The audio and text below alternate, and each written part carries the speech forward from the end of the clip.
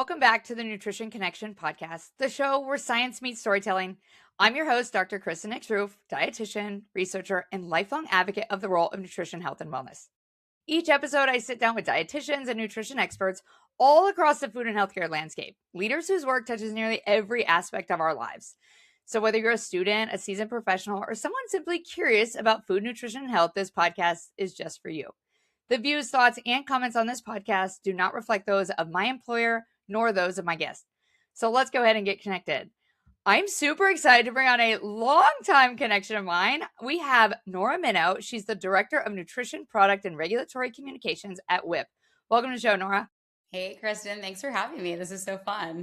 So it's been so fun watching you over the years. So Nora and I actually went to undergrad together at University of Arizona, and I would say it's been a couple years, right?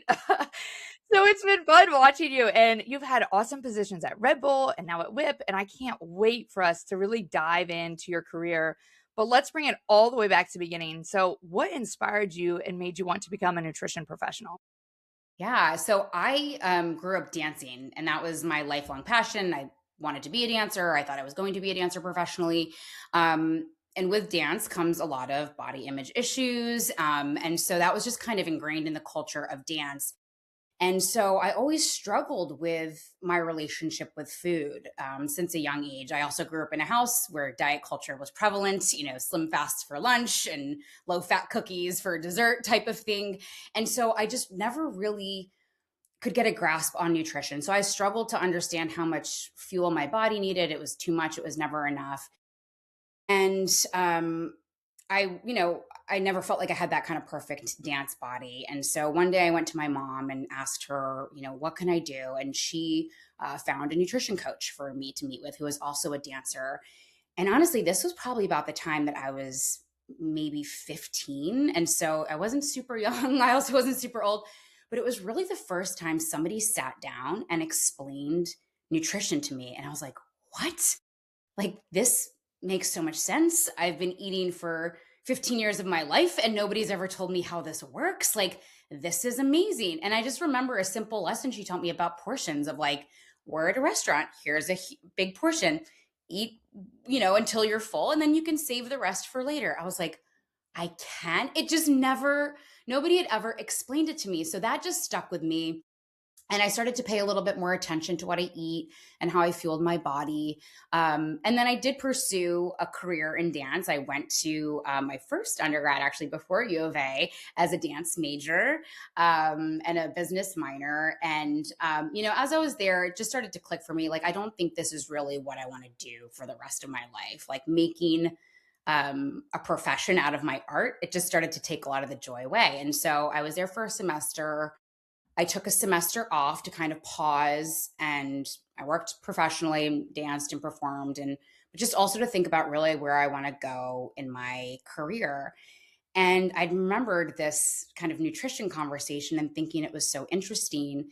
And at the same time, my grandparents were struggling with some health issues. So I was just doing my own independent research and understanding how nutrition and lifestyle factors affect, neurodegenerative diseases, et cetera.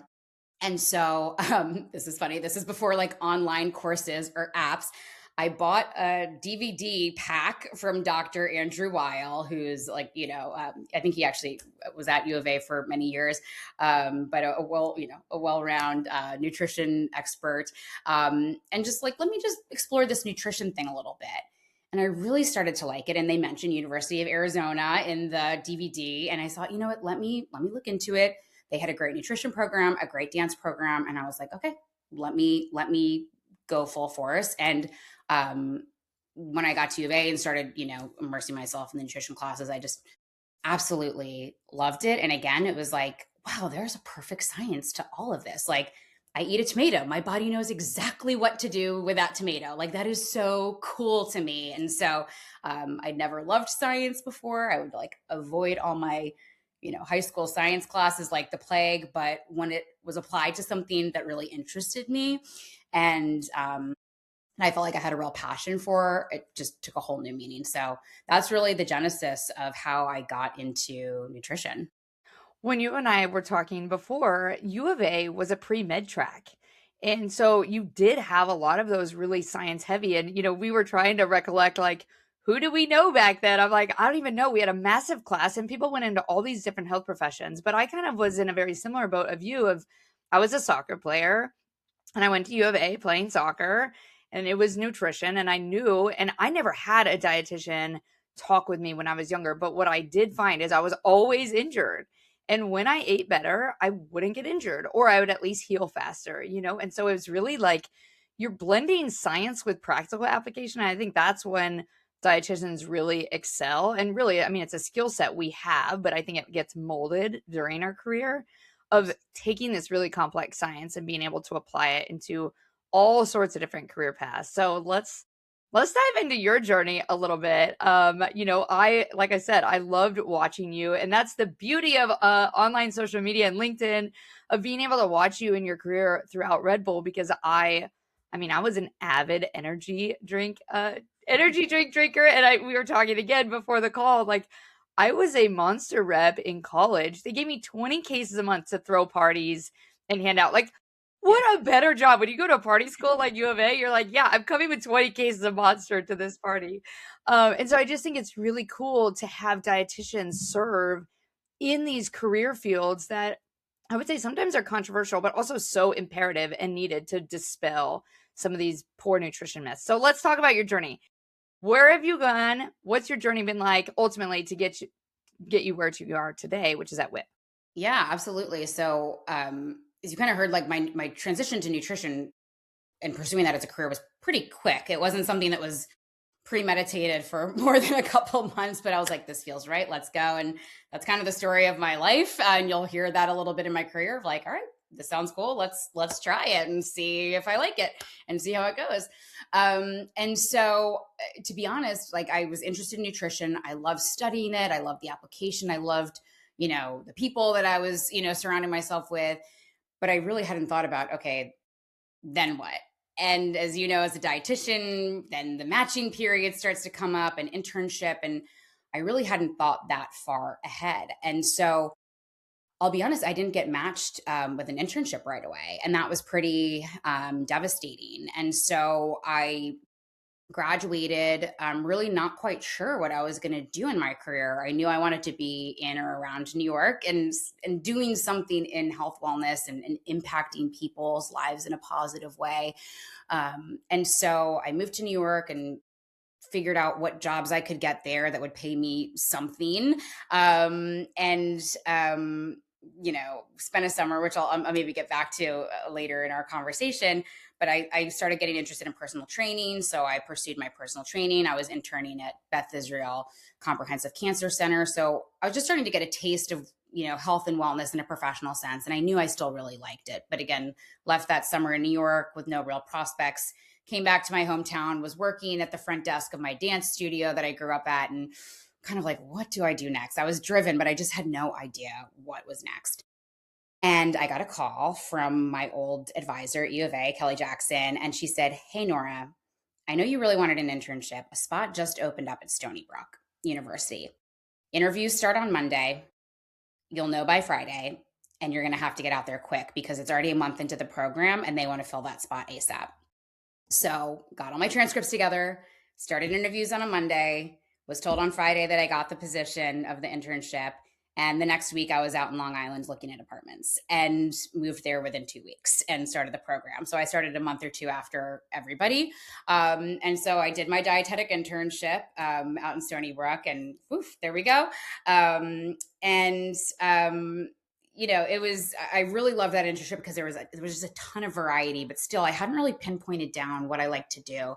But I thought, why don't I just start with clinical? Everybody kind of says like clinical is where you can start. You're going to get a lot of knowledge. I was like, okay, let's do it. So I started out as a dietitian in skilled nursing and geriatric care. I loved working with the elderly population. I actually really did like working in that clinical setting. It was a great chance to learn a lot about the healthcare system, about different disease states, et cetera, preventative care measures. And then Hurricane Sandy happened. And I was like, I don't like being on an island. Valid reason. One step closer to mainland, which was Manhattan, and continued my clinical career there. Enjoyed it for many years. But, what it was starting to hit me was, I'm meeting these people in their hospital bed. What if I met them a month, 2 months, a year, 5 years before this, right? And I always felt like I was a little too late. And I still like serving that purpose. And as a lot of dietitians know, you become therapist, you become friend, you become family counselor, you become chef, you become all of the above, which was really great because I thrive just on relationships and being with people. But I wanted to get to people before I met them in their hospital bed. And so I started to explore some options outside of that. And what I eventually did was kind of put together my own little business of multiple different gigs, if you will. I started doing I left the clinical world. I started doing some in-home personal training. I started taking on some one-on-one clients. I actually started writing for some healthcare publications. And then I'd seen a job for Daily Burn, which is an online streaming fitness platform. And at the time, they had a health coach position. So I applied for that. I thought, this is so cool. I can do it anytime, anywhere, on my couch, and I'm just corresponding with folks. And then eventually they launched a daily show that started to, put live workouts on every single day. It's kind of like the Today Show of fitness, if you will. And they would bring health coaches like myself on. And I'll get back to that in a second. So I was kind of doing all of these things, for about a year. And after about a year, I wanted to pause because I was like, wait, all of this is so dependent on me doing so much. If I'm sick or want to take a vacation, like, there's no coverage, and this isn't scalable. Like, how do I scale this? So right before that year mark, I said, I'm just going to pause at the year mark and really think and reflect, what part of what I'm doing do I want to scale? And it was right before that year mark that Daily Burn launched this show, and they started to bring me on as a trainer as well.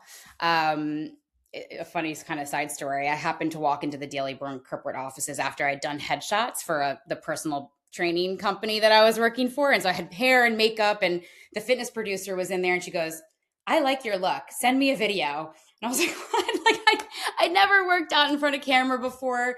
Kind of going back to my dance days, I had body image issues and was like, oh my gosh, like, I'm not fit enough. I'm not thin. I'm not X, Y, or Z enough to be in front of a camera. But I put together an audition tape and sent it, and they put me on the show a couple months later as a trainer. So right place, right time, saying yes to a lot of things that aren't always in the plans, but like, let's try it. Let's see where this goes. And so I started training on for Daily Burn, and we get to that year mark. I'm like, okay, I need to plan a little retreat where I can sit and think, what do I really want to do? And I get an email from Red Bull via LinkedIn.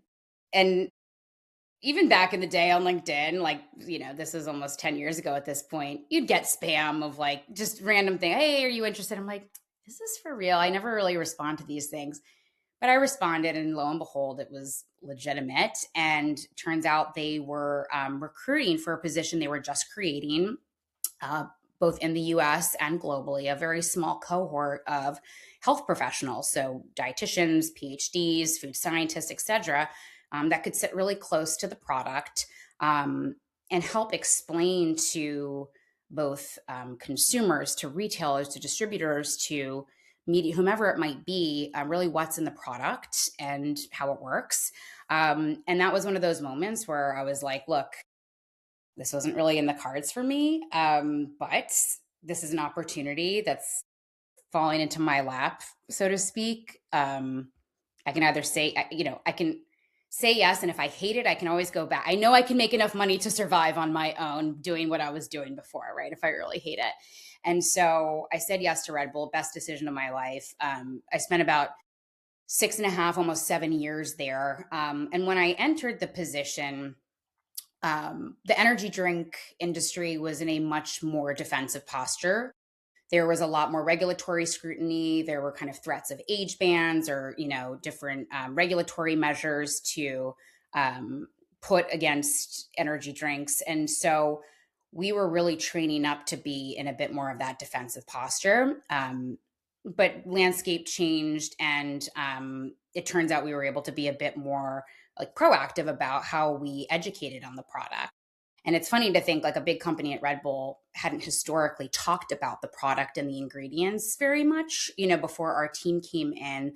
And so we were really the first team to think about, well, what does that look like at Red Bull and for this global iconic, brand. And so the role there was really interesting and similar to what I do now, which I'll get to. But we really worked across all facets of the business, legal and regulatory, communications, marketing, sales, to help really communicate, what's in the product and how we position it to consumers. Also, how do we overcome product objections? How do we build trust in the can? So there was a massive strategic element in terms of advocacy building for the product. And so really cool position, number of ways. I got to travel globally. I had counterparts in multiple countries around the world. And that to me was just the coolest thing, especially being young and in my 20s at the time, like, this company is going to pay me to go all over the world and do these cool things. Are you serious? And so I can't say enough good things about my experience at Red Bull and the people that I worked with there, and happy to go into that in more detail. But, Well, I want eventually, to pause for a second, yeah. because I think what you said too is so powerful. They had never really played so much on the offense and the education about what the product is and what it can offer you. And I think that's where nutrition experts sit at this epicenter of all products, right? Whether it's good for you, not good for you. I hate those terms, but Yep. right? There's this Hmm. continuum. And when we have nutrition experts on staff, Hmm. we're able then to take the science and being able to talk about, here are the benefits of the product across the ages and across, right? And so I think that you're just such a great showcase of that at a product that, I'm sure there is some controversy, right? There's controversy with all sorts of food. Even I feel like even a banana, they're like, it's too much sugar. I'm like, at what point is there going to be Right. a food that's just okay, right? Um, Absolutely. Oh, go ahead. yeah, but I do think that is so important that we can come in as nutrition professionals and really show what we have to offer to the broader business, whether that is a domestic or an international. And I'm super jealous. I love international travel. And what a fun job when you're in your 20s. And to talk about a brand that I'm sure was meaningful to you in the performance side, it's cool to take your passions and being able to have a career. Like, you really don't work in a day. Like, you get to do things that you love. And I think that is really powerful. Absolutely. And I had my aha moment. So, Red Bull reached out, and yeah, my first thing was like, what does Red Bull want to do with a dietitian? And I, I remember looking into the product and being like, oh, okay, it's a pretty simple ingredient list. And my rule that I've created over my career is, if I'm ever going to work for a product, particularly CPG product, I have to feel comfortable consuming it myself, and I have to feel comfortable recommending it to friends and family. Like, that's full stop, right?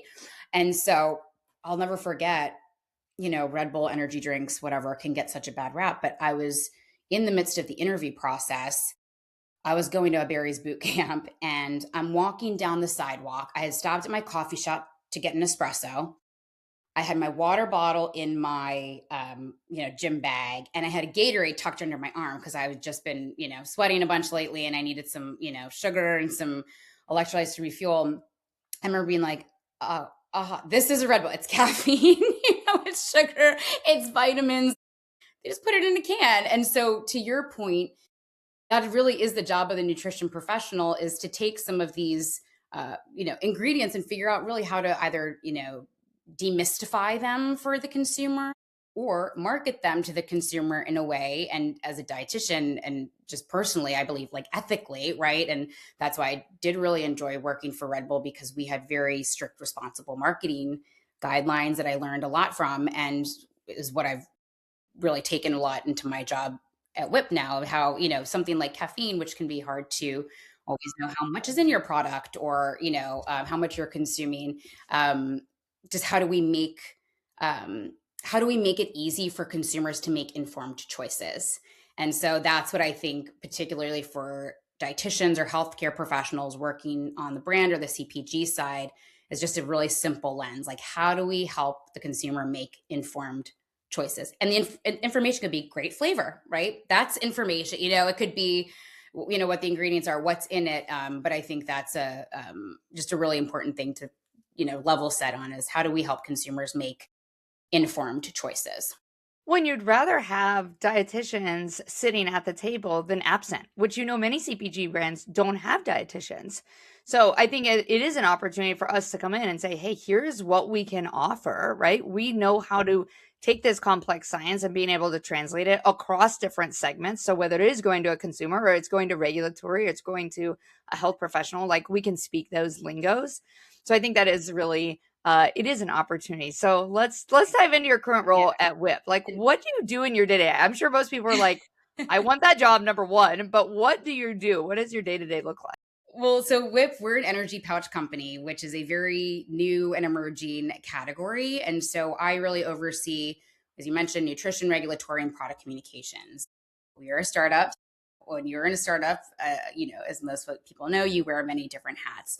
But really, at the core of my job today, I'm really responsible for a number of things. But first piece is really kind of bridging the gap between legal and regulatory and marketing. So we start really with what's in the product. What are the ingredients based on FDA, FTC guidelines? What structure function claims can we make, right? How can we market this again in a way that's truthful and not misleading to the consumer? So, we have two different products. We have 200 milligrams of caffeine and 100 milligrams of caffeine. So, how do we, what claims can we make based on the 200 milligrams of caffeine? Alertness, energy, focus, etc. So then I'll take those claims over and things that we can say over to the marketing team, and we think about, okay, well, who's our consumer? What are their use cases for this product? It's a morning pick-me-up, a pre-workout. Now, how do we want to message the functional benefits of this product to that consumer, in a use case that makes sense to them? So that's kind of the basis. And then the marketing team and the brand team will figure out how that kind of shows up to the consumer. So that's really one way.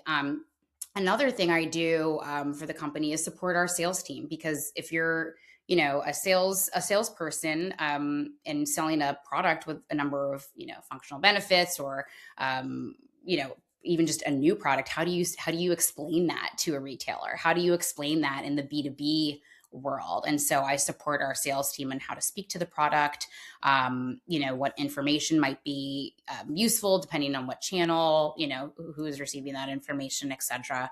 And then, the third piece that I actually didn't sit as closely to at Red Bull, which I do here, is really product development, which is really exciting for me. And that's been a really fun piece of this job.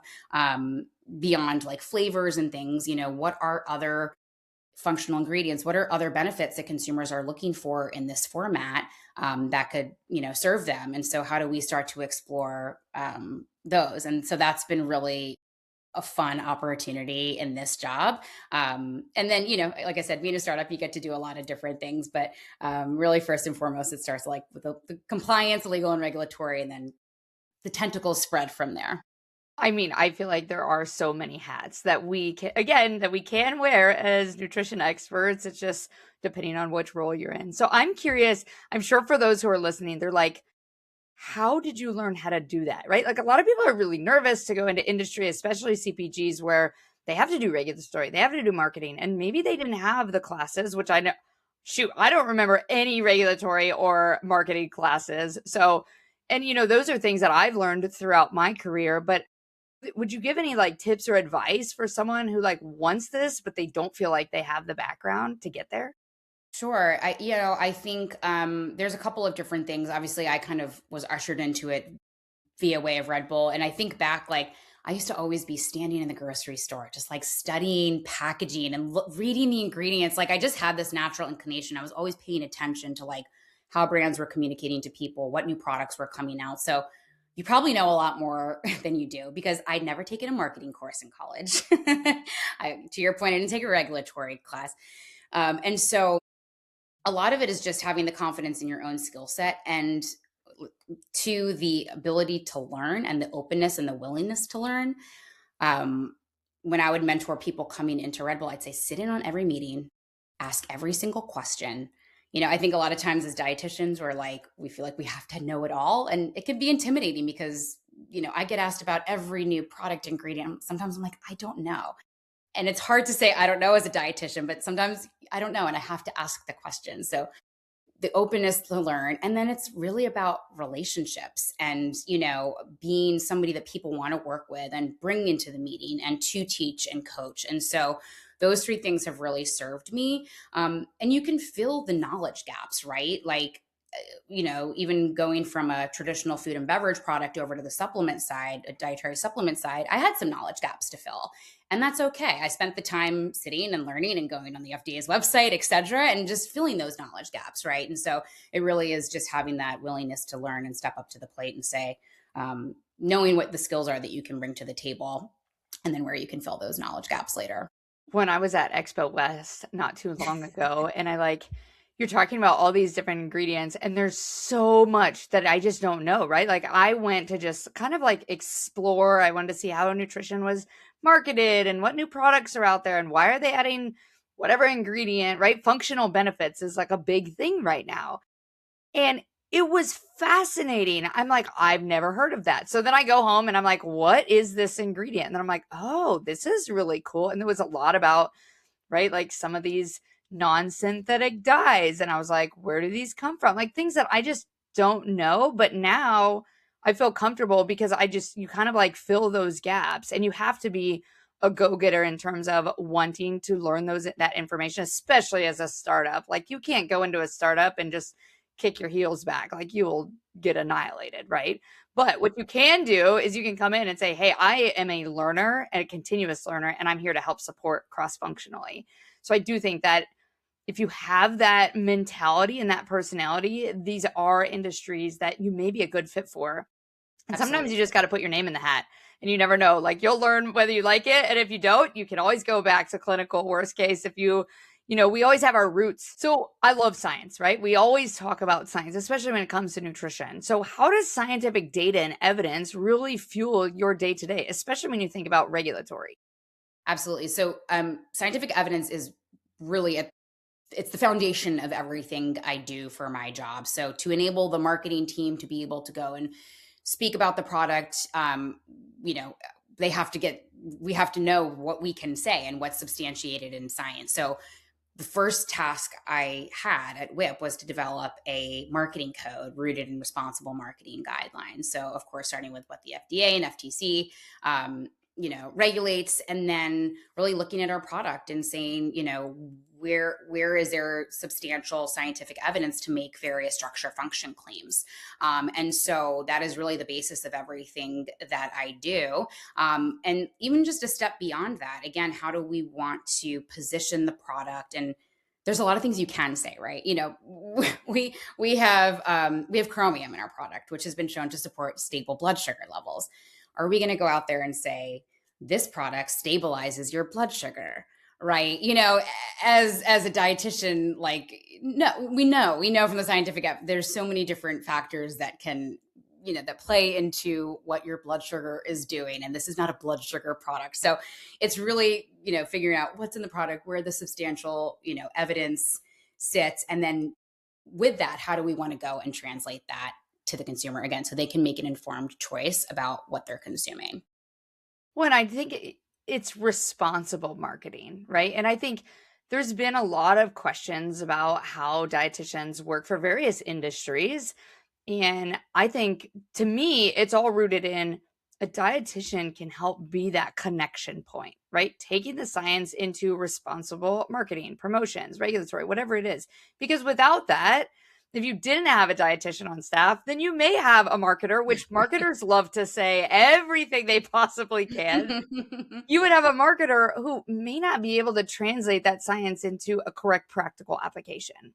And so I do think that there is a role there, again, of we can fill this gap. I'm always a huge promoter of nutrition experts, like sitting at the crux of all these other cross-functional teams, whether it's your IT team and how you build your online, viewpoint, or it's all the way to the regulatory team and in what claims that we're making. So I do think that is really important. Absolutely. And even, our product contains caffeine. Well, what does the FDA recommend as a single, safe serving amount in a single day? So that's what our recommendations are based off of, right? And that's what our formulation is based off of. Like, what would be both an ergogenic and also a safe single serve amount. So it's all rooted in science, because you also, at the end of the day, you want to have a product that works for your consumers, and they're going to say that worked and I want to go back to that. You could put a small amount of caffeine and still call it an energy product, but it's not going to work for consumers. So it's also thinking about the consumer experience and how the science and the formulation of the product plays into the consumer experience at the end of the day.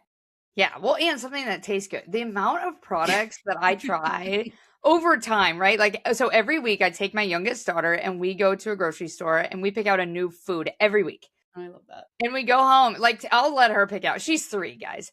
So she's 3, and sometimes it's a different popsicle, and sometimes it's a chip, or sometimes it's a canned product. Or sometimes it's a new fruit that I've never seen. Like the other day, she picked these tomatoes that are the smallest tomatoes I've ever seen, but they're so good. And it's just been so fun because I'm like, I love better for you. And I think CPG industry does a great job at trying to move that direction, which is really hard because you have to balance better for you with flavor, right? Like, because if it doesn't work, I mean, if it doesn't work is a whole one thing, but if it doesn't taste good, then people aren't going to go back to it. Right. And so, like, I think nutrition, again, you're at this like crux of how do you have it taste good so someone wants to come back, but also it may be good for them and whatever they're looking for in terms of the product.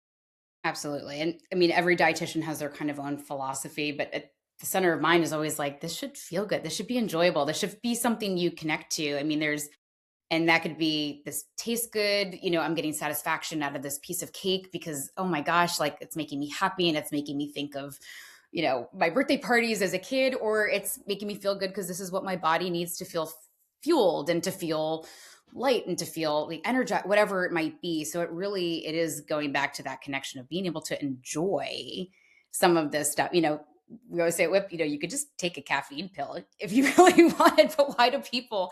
Because it tastes good. It's fun. It's enjoyable. It's like this experience that kind of connects you to your performance, your energy, or your focus. And so there is this whole experiential piece to food, nutrition, and what we're consuming, which is But I really think a lot of times people miss that. Like, I eat certain foods because they just bring enjoyment, right? Like, no one will ever take Blue Box mac and cheese away from me. Like, I just love I have made it my own. I made it from scratch. I don't care. Like, nutritionally, I'm not going for mac and cheese for nutritional factors.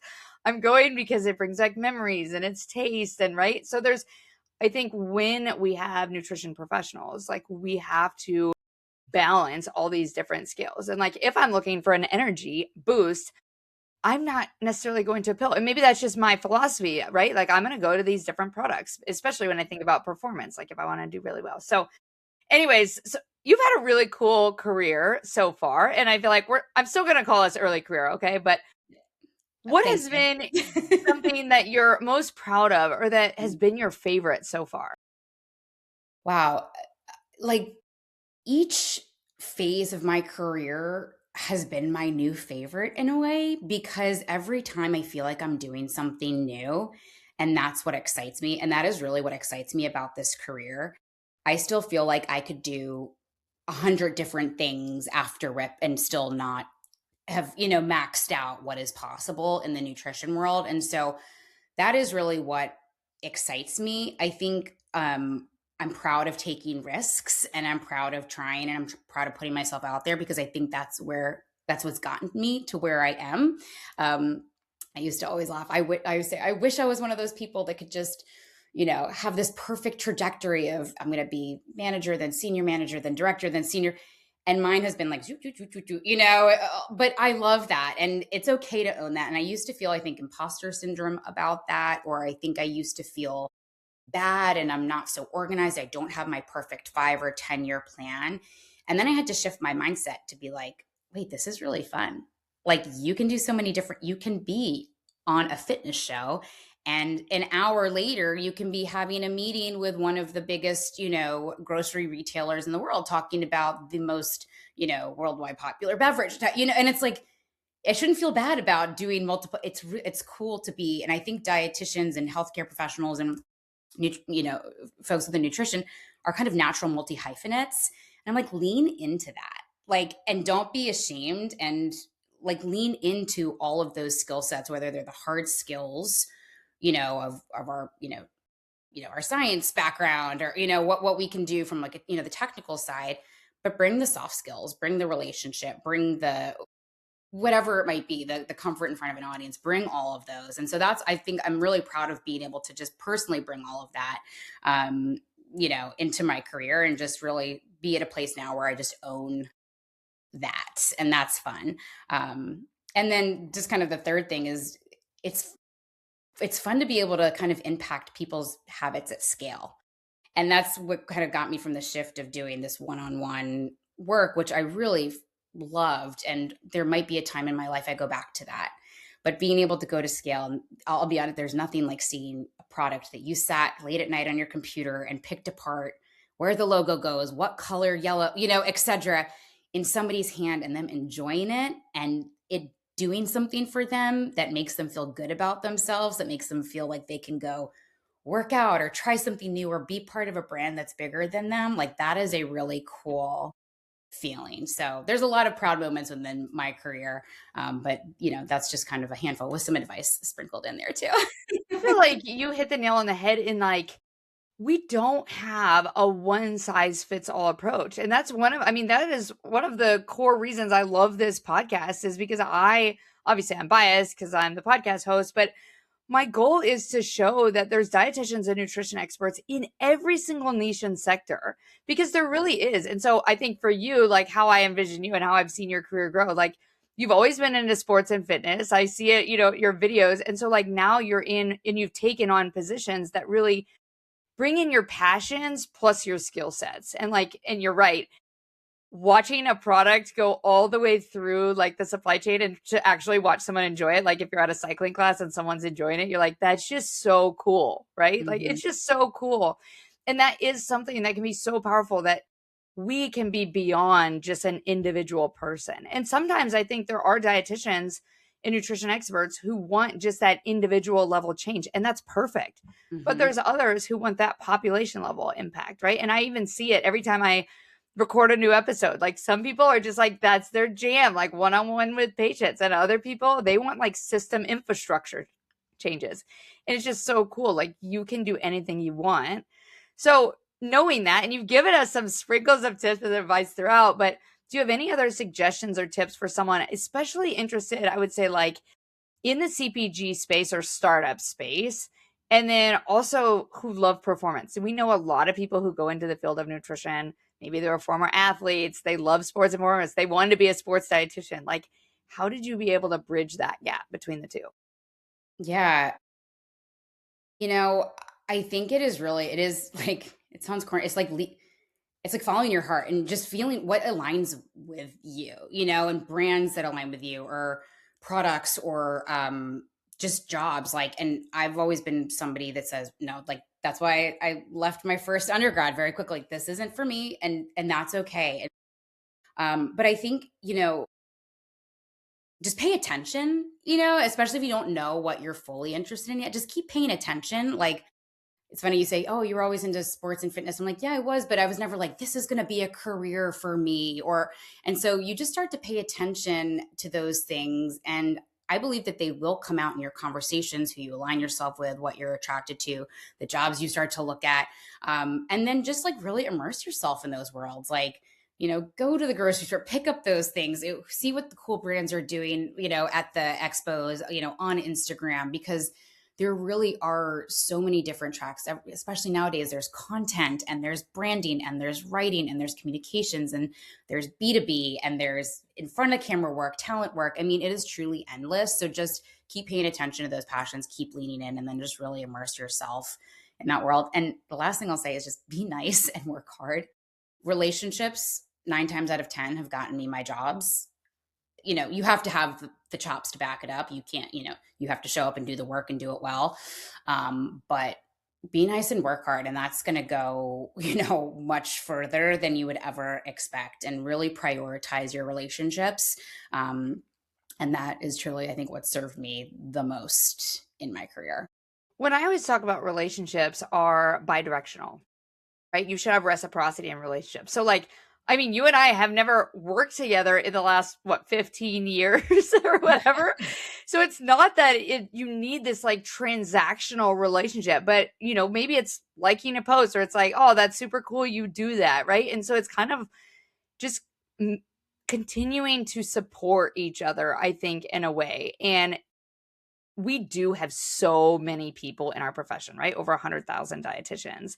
However, everyone knows everyone through one or two connections. So don't burn bridges, because probably chances are you will cross that person in the future. And so I think that is a good tip of advice of know your network, use your network, and be able to like support each other for both you being the mentor, but also being the mentee who may be looking for a new career. So my favorite question, if you had a crystal ball, what do you think is coming next in nutrition? This is so hard. I thought about this. What's coming next? We're seeing two paths diverge, I think. There is the ultra personal and the ultra informed. And then there is kind of the opposite of just going with the flow and doing what feels good and just kind of getting back to basics. So I am very curious where those two worlds will come together, and where I'm starting to see that, and what I, as a trend, not starting to see, where I see that coming together and where I don't see that going away is convenience. And I'll say a bit more about that. You were at Expo West. Protein is in everything. We all know you can get protein from chicken, from beef, from eggs, from tofu, from beans. But why are we putting it in popcorn? Well, it's convenient, right? And so I think we start to think of it as like function maxing or this. At the end of the day, it's convenience. Oh, I can get more protein here. That's easier than boiling a chicken breast, or whatnot. And same with whip. Energy drinks have been around for 40 years. Why is whip starting to emerge? Well, it's a bit more convenient. So I think convenience, like bringing these two worlds together of like ultra personal and functional and being really fine-tuned in every ingredient possible, and then also what feels good, tastes good, etc., are going to continue to find this middle ground in convenience, which I think is really interesting.